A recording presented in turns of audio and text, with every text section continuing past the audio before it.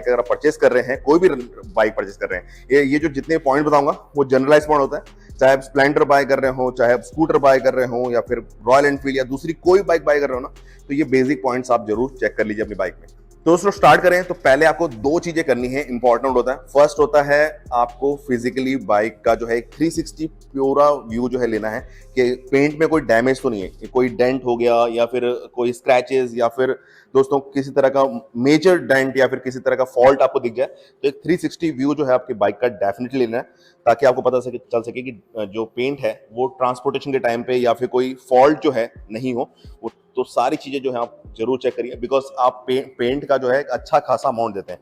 Because अगर आप basic classic से इसमें डिफरेंस करें तो 10-12 हज़ार का डिफरेंस जो आपको मिल जाता है, तो पेंट का आप अच्छा खासा पैसा दे रहे हैं, तो जरूर चेक करिए कोई ट्रांसपोर्टेशन में कोई प्रॉब्लम तो नहीं हुआ है पेंट में।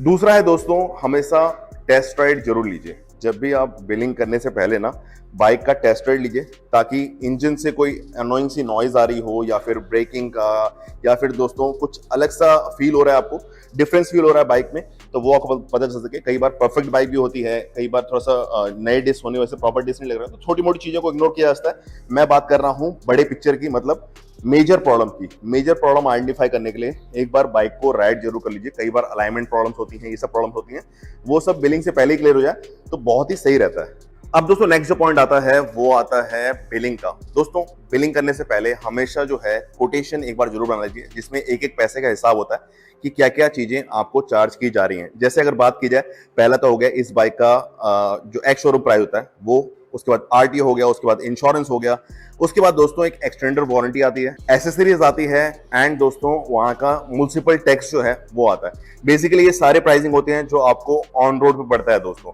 तो ऑन रोड पे क्या क्या चीजें लग रही हैं, कितनी कितनी प्राइसिंग की लग रही हैं, उसका एक कोटेशन आपको इनवॉइस से पहले जो है, जो पक्का बिल बनने वाला है उससे पहले जरूर करवा लीजिए, ताकि आपको सारी इंफॉर्मेशन हो कि आप किसका चार्ज आप दे रहे हैं। अब दोस्तों ये तो बात हुई बिलिंग से पहले की, कोटेशन लेने वाली। अब बात करते हैं दोस्तों, बिलिंग के टाइम पे दो पेमेंट ऑप्शन होते हैं। एक आप चाहे तो कैश चेक कर सकते हैं, जिसमें कि फुल पेमेंट आप कर रहे हैं। दूसरा जो है आप लोन करवा रहे हैं। सपोज इस बाइक का अगर मेरे को लोन कराना होता, अगर मैं 70-80 हज़ार रुपए के आसपास दे रहा होता और बाकी जो मैं लोन करा रहा होता, लोन के प्रोसेस में भी एक चीज जरूर ध्यान देना है दोस्तों, कि आप मल्टीपल बैंक्स के कोटेशन डेफिनेटली लीजिए, जिसमें कि प्राइवेट भी हो एंड जो गवर्नमेंट बैंक है वो भी कवर हो जाए। तो ऐसे कम से कम 3-4 बैंक के अगर आप कोटेशन लेंगे तो आपको आइडिया हो जाएगा किसका प्रोसेसिंग चार्ज ज्यादा है, किसका इंटरेस्ट ज्यादा है, वो सब आइडिया हो जाएगा। नॉर्मली प्राइवेट बैंक का जो इंटरेस्ट होता है वो कम दिखता है, मगर प्रोसेसिंग चार्ज बहुत ज्यादा होता है। वही गवर्नमेंट बैंक जो है उसमें आपको थोड़ा सा इंटरेस्ट ज्यादा देखने मिलेगा, बट उनका प्रोसेसिंग चार्ज बहुत कम होता है, और फोरक्लोज और जल्द पार्ट पेमेंट ये सब चीजें भी ऑप्शंस अवेलेबल होते हैं।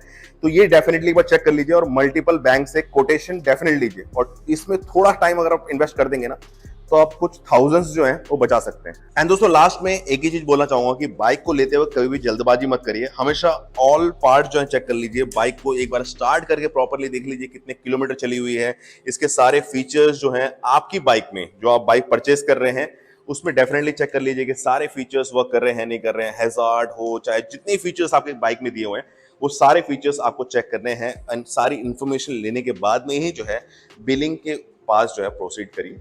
बेटर रहता है हमेशा। कोई भी आप प्रोडक्ट ले रहे हैं उसमें ये मैकेनिकल चीजें हैं दोस्तों, तो कुछ भी चीजें खराब हो सकती हैं और कभी भी खराब हो सकती हैं। एंड ऐसा नहीं है कि बाइक लेने के बाद में शोरूम रिस्पॉन्ड नहीं करेगा।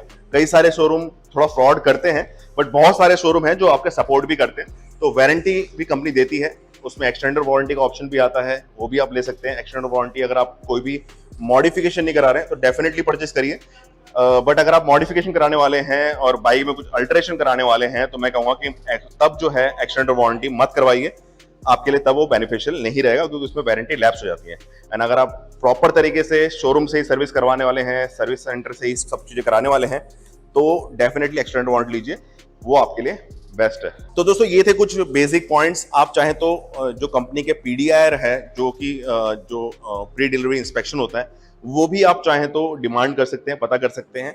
वैसे कंपनी वारंटी देती है, मैं अगेन बोल रहा हूँ कि वारंटी देती है, जिसमें कुछ मेजर फॉल्ट आता है तो भी कवर हो जाता है। जो अगर माइनर फॉल्ट्स होते हैं तो भी अगर जेन्युइन कंपनी फॉल्ट है तो कंपनी को मानना पड़ता है। बहुत सारे और भी तरीके होते हैं, अगर कंपनी शोरूम वाला नहीं आपका सपोर्ट कर रहा तो बहुत सारे और भी तरीके होते हैं जिससे कि वो चीजें उनको करके देनी पड़ेगी। बाइक आपने रॉयल एनफील्ड से ली है तो डेफिनेटली रॉयल एनफील्ड थोड़ा लाइबल होता है आपको सर्विस देने के लिए, तो डेफिनेटली आपको सर्विस देगा। थोड़ा जागरूक अगर बन जाए तो कई सारे फ्रॉड्स जो हैं बाइक लेते वक्त आपके साथ नहीं होंगे। तो दोस्तों आई होप आपको कंप्लीट इन्फॉर्मेशन मिल चुकी होगी। फिर भी कोई डाउट इंक्वायरी है, कमेंट सेक्शन टोटली ओपन है, यहाँ वीडियो कंट करते हैं। ख्याल रखिए, ध्यान रखिए और देखते रहिए ब्लॉग गुरु, ऐसी बहुत सारी वीडियोस आपके लिए आते रहेंगे। बाय।